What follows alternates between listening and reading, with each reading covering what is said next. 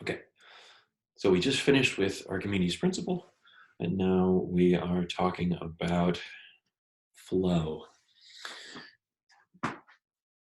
Remind me again, what are the three phases of matter? And you know what they are. It's because we get them for years in grade school. Just solids, liquids, and gas.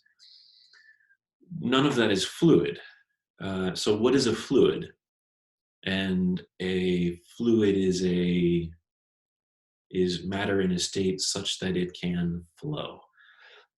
It's no accident that, well, it probably is, but that FL are the same, it's the same two letters that start the words fluid and flow. At least that's how I remember it.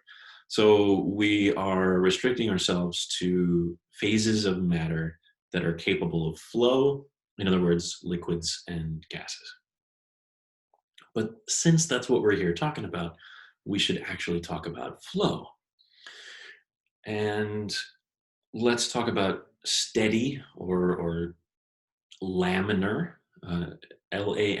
Laminar, laminar flow, sheets, in other words. The flow pattern doesn't change, so every element passing through a point follows the same flow line, the stream line. This flow is pushing through some cross-sectional area, and we can track these lines along which the fluid flows, or the streamlines. Laminar flow. If things get a little strange, if the speed increases too much in that pipe or through the medium that it's flowing through, then the streamlined flow breaks down and we end up with turbulent flow, and there's eddies and it's random, and the pattern of streamlines is all screwed up and we can't follow them anymore, and it's hard to talk about, and we need some calculus, I think, to talk about it, of like probabilistics and statistics. So let's restrict ourselves to laminar flow or streamlined flow. If we are talking about laminar flow or steady flow, the mass that flows per time should be conserved. In other words, if we are, if we're here at one point in in a tube, then in the path of the fluid flow, at any rate, that in some amount of time we see some amount of mass go by, and the person standing next to us should see that amount of mass kind of come into their region because it left ours. We shouldn't have mass like disappearing and reappearing and glomping in different places. The mass is the mass. Whatever mass we're moving, we're moving. So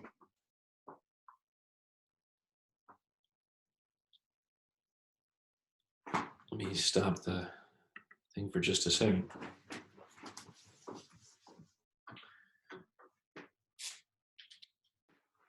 The amount of mass that flows per time needs to be constant. This is another way to say that the mass flow rate is constant. However much mass is moving, that much mass continues to move, because we just saw it move out. The next person needs to see it move in, and it's got to be continuous and sort of through going like that. Mass, remember, is density times volume. And volume is cross-sectional area times length, or like parallel direction, thickness, or direction of flow. I'll just call it X. But generally speaking, the density is what it is, and the area is what it is. So really what we're talking about is dx dt, which is just the speed with which we're going. Rho a v, and that expression needs to be constant. So if we take 2 points along a tube and we evaluate rho a v at point 1, that needs to be equal to rho AV at some other point along the same flow, because the mass flow rate needs to stay constant. If the density can't change, then rho 1 is equal to rho 2, and that's the same variable on both sides, and we can divide, and that is the continuity, or mass flow constancy, the continuity equation for a fluid whose density doesn't change. And the word we'll give to that is incompressible.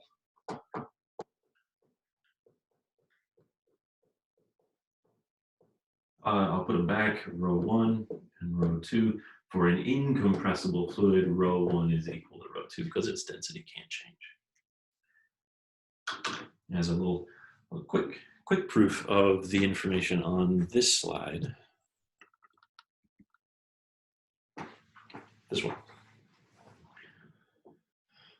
The volume flow rate. Now, careful with these V symbols.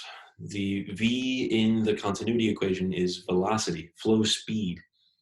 This capital V is volume, and the rate of change of volume is AV, because a length is volume per time, while length per time is speed. So AV is the volume flow rate.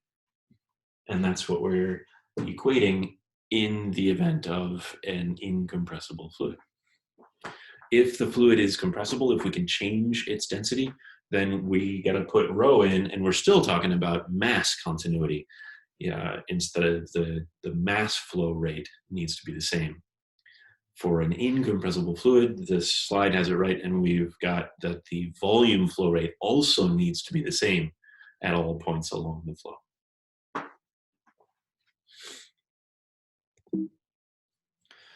This continuity equation helps us explain several things about flowing fluids.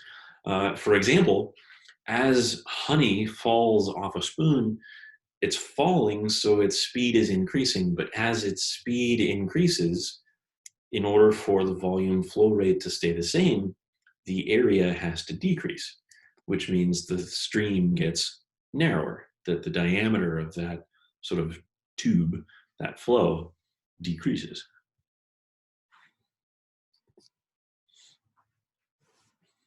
Okay.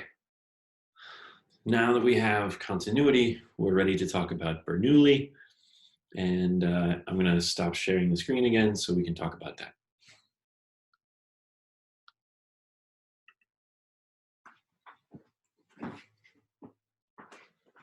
Okay. Suppose, you all know by now, it's one of my favorite words. Suppose we had a pipe in which there was some fluid flowing, and it's going to flow from bottom left to top right. So you got fluid flowing this way. At this side, there is some cross-sectional area A. And at this, A1, I suppose. And at this side, there is some cross-sectional area A2. Actually, draw that a little bit differently with a bigger chunk. A2. Okay. This thickness here, I'm just going to call it, I don't know, X1, I suppose. And this one I'll call X2.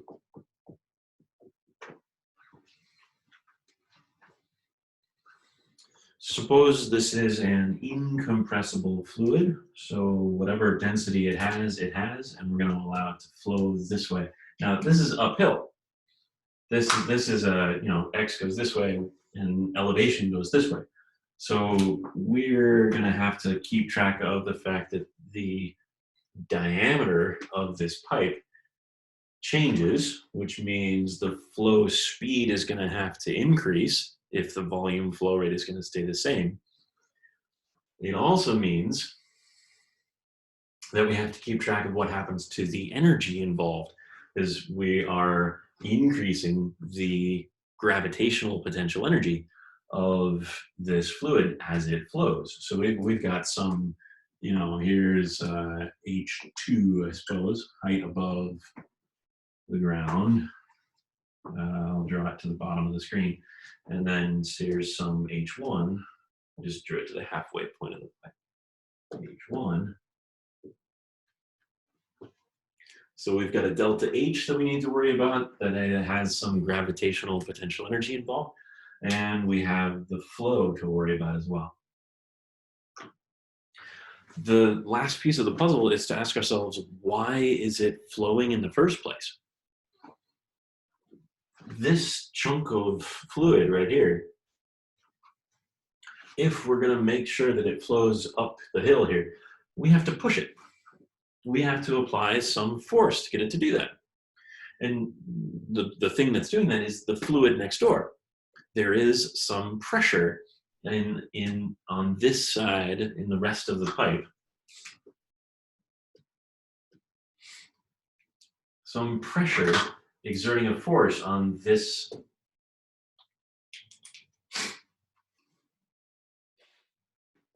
I'll call it F1, some force pushing this way to get this much fluid to move from here to here. And then there will be a new pressure on the left-hand side of it that'll push it a little bit farther, and a new pressure on the left-hand side of it that'll push it a little bit farther, and so on.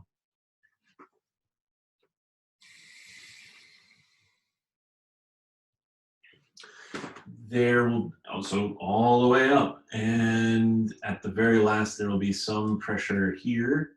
I'll call it, I don't know, F2.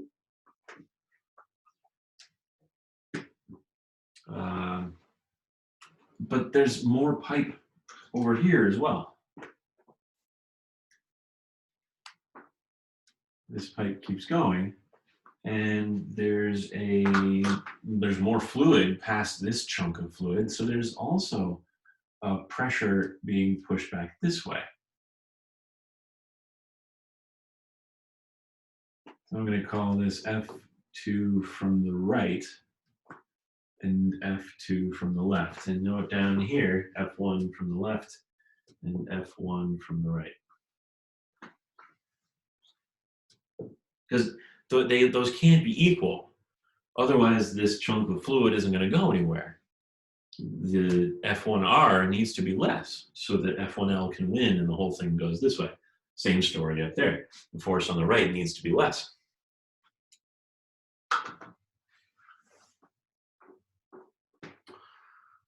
Okay. So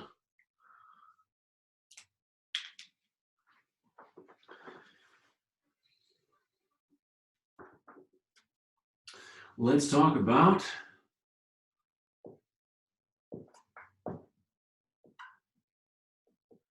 the work energy theorem.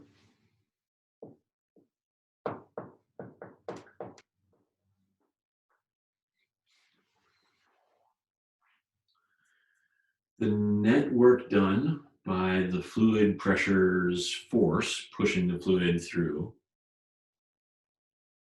And this is non-conservative because pressure only knows how to push.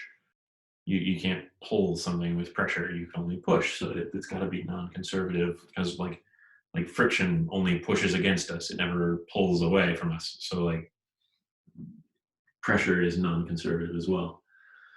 The force applied is force 1L minus force applied 1R.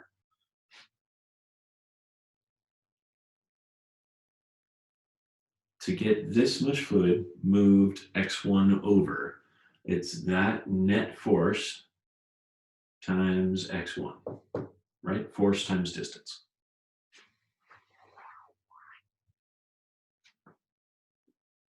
equals the change in kinetic energy, 1/2 mv,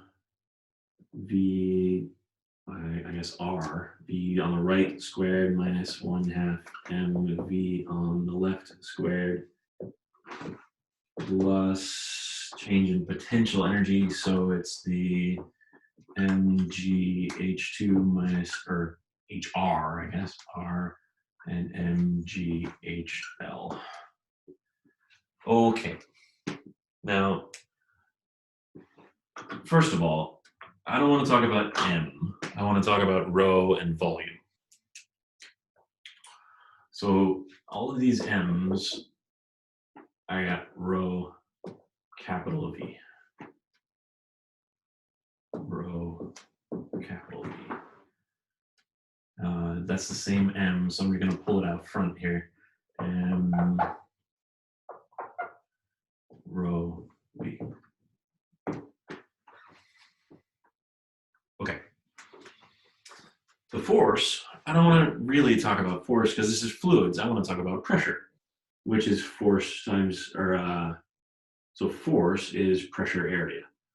Pressure on the left, A on the left, and this is pressure on the right, area on the right. Okay. And this x1, I mean, kind of like a delta x1, right? We're going through a displacement, but that's fine. We could just call it x1.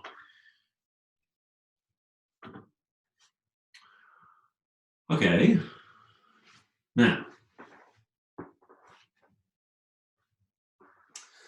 the volume at the right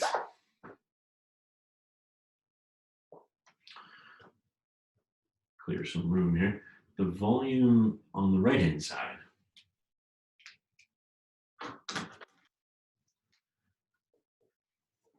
one-half rho. We said it was incompressible, so the rho isn't going to change. But the volume on the right-hand side, well, that's the area on the right times some thickness. Well, I guess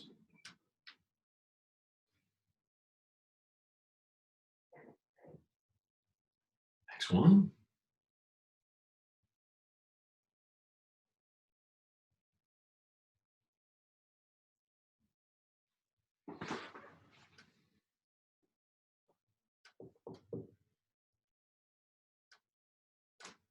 The volume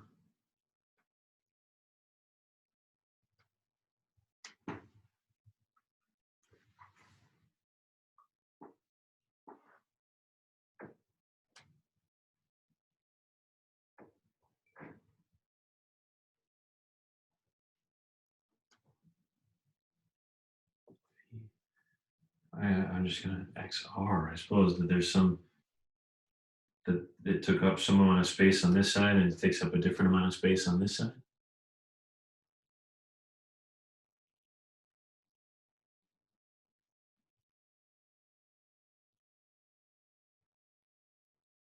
You know what? I'm working too hard.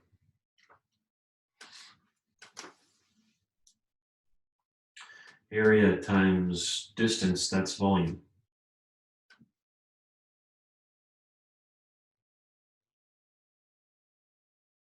So this, on the left-hand side here, we've got pressure times volume, if we distribute, minus pressure times volume. Those pressures are different.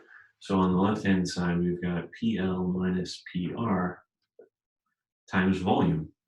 But there's a volume in every term on the right, so we can cancel the volume.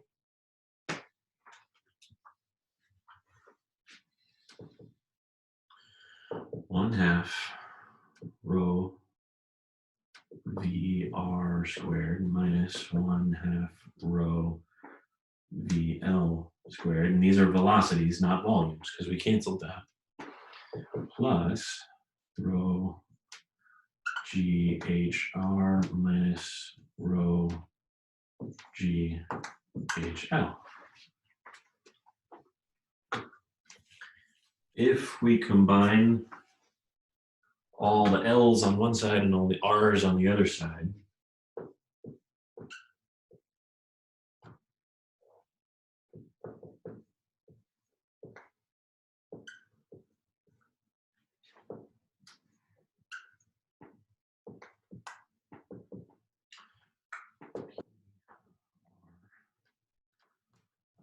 one half rho VR squared minus or plus rho GHR. So we take P plus pressure plus half density speed squared plus density GH on the left-hand side of that section of fluid, and then we evaluate exactly the same expression on the right-hand side of that fluid, and those two things need to be equal. Okay.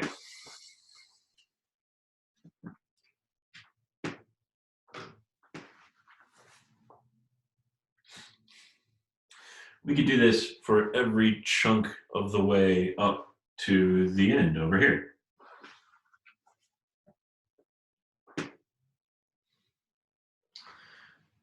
Just to the net, like the next piece over, it's going to have a pressure acting on its left-hand side that is exactly where the right-hand side of the original first one was. So we're going to get like an accordion thing.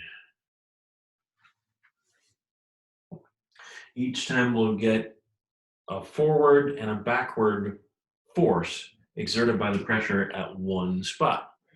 We've got a section here and there's a pressure coming back.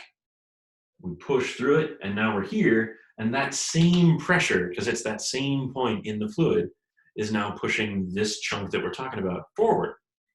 So we'll get work done, negative work done by the pressure on the way through, and then positive work done by that same pressure on the way out. So we'll get intermittent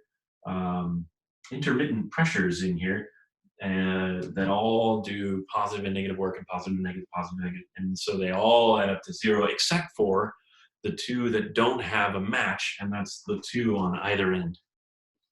The one way out here and the one to the left of where we started. We could pick, I mean, call it L, call it R, call it 1, call it 2, call it this point and that point. We're just taking this expression and evaluating at point 1 and at point 2. And the only pressures, in other words, the only work we need to care about are the endpoints, because all the intervening works are going to cancel. Bernoulli's principle, pressure, half density times the flow speed plus the density times the GH, that is constant. Pick any 2 points in the fluid, evaluate that expression, you got to get the same answer.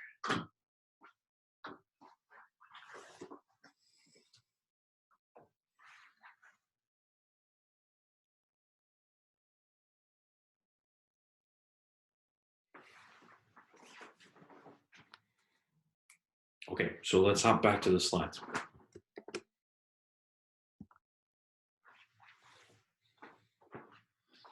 Okay, so they wrote it in a different order. Pressure plus rho g y instead of h plus 1/2 rho v squared, and the one is equal to the other. And it's essentially just energy conservation. It's the work energy theorem that we use to prove it. We call it Bernoulli's because it was Bernoulli that developed it for fluids, but it's essentially just energy conservation. There are some applications of Bernoulli's principle, Bernoulli's relationship.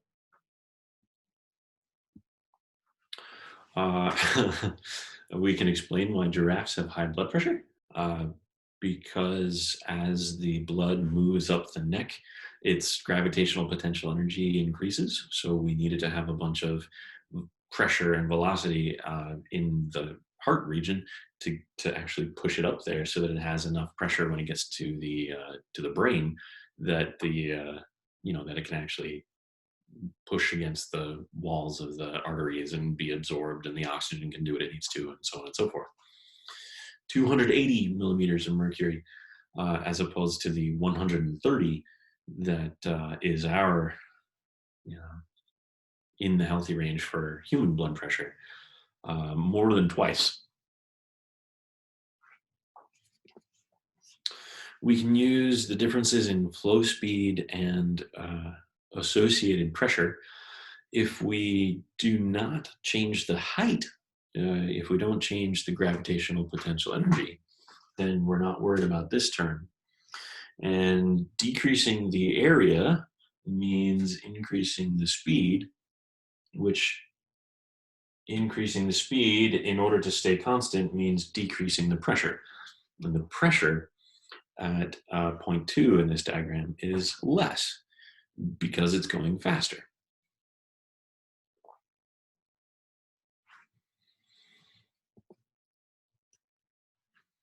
There's a couple different ways to think about lift, one of which is that the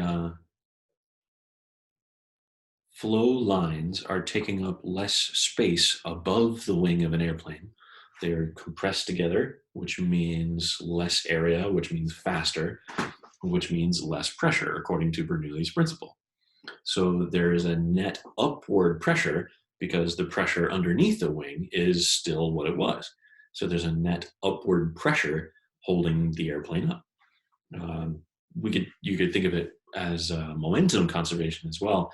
The air is deflected slightly down, and that delta P for the air, because it's deflected by the wing of the plane, Newton's third law says that if the wing exerted a force on the air to push it down a little bit, then the air exerted a force on the wing to push it up a little bit.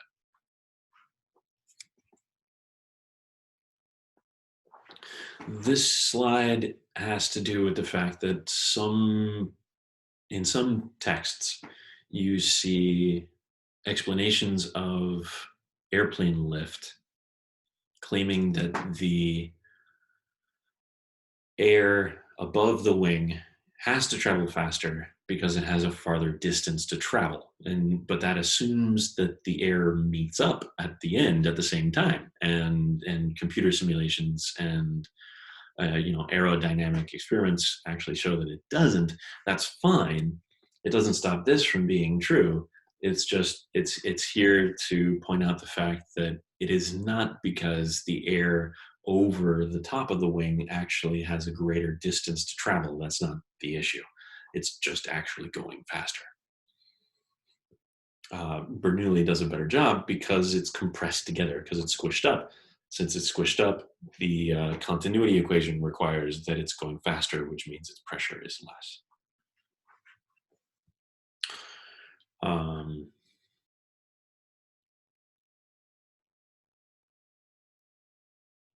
I don't know if any of you have experienced this, but this sometimes happens that I'm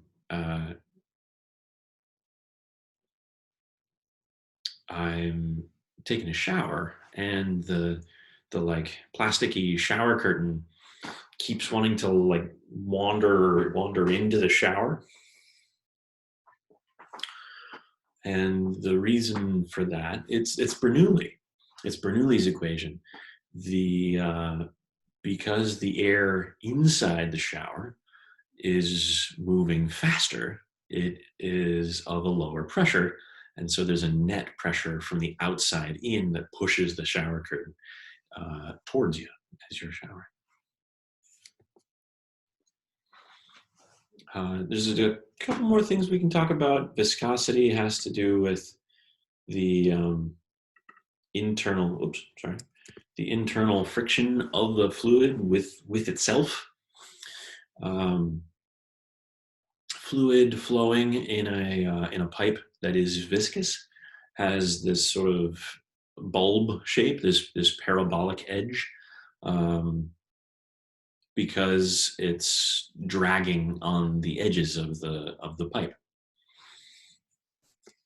We can measure the coefficient of the viscosity, how viscous is this thing, and it has to do with the force that we need to move a plate such that the bottom plate remains stationary when when they're separated by some thickness of fluid and the plates have some area A. So we can find the viscosity experimentally. We're not going to have to. We can go look this up online or in a table someplace. It's a neat thing to think about. One consequence of viscosity and the fact that flow is reduced by the edges has to do with blood flow. I don't quite have a good handle on how to pronounce this person's name. I've been saying Poiseuille. I think that's close.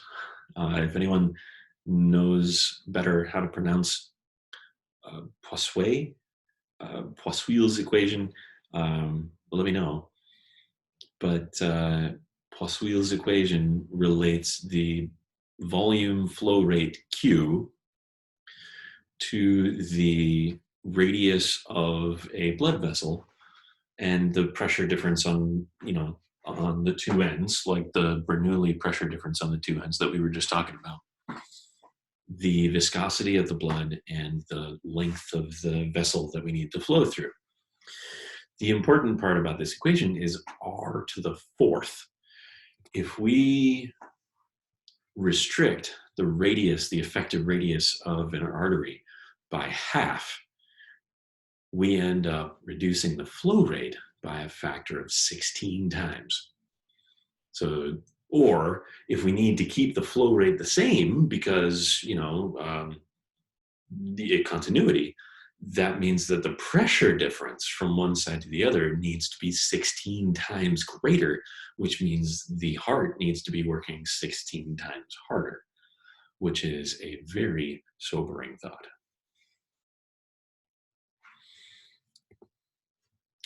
Other examples of viscous fluids, I mean, we can rattle off a bunch. Honey is a good one. Molasses, maple syrup, or lava is another one. The lava is interesting because its viscosity changes noticeably at different temperatures.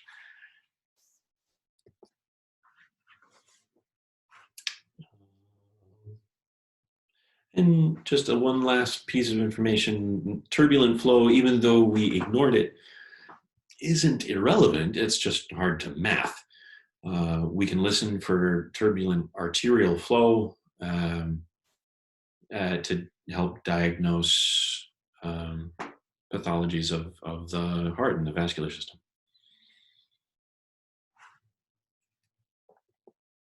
And that's the content for this week. Thanks, everybody. I'll do that. I appreciate it, and don't forget to shout if you have any questions. I'll stop sharing the slides, and I will post them, but I'll stop sharing them for now so that you can get one more look at the board before I turn everything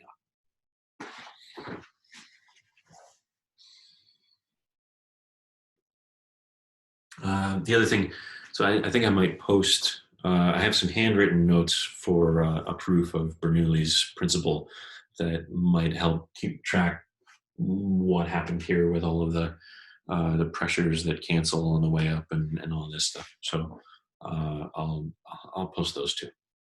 Okay, thanks everybody.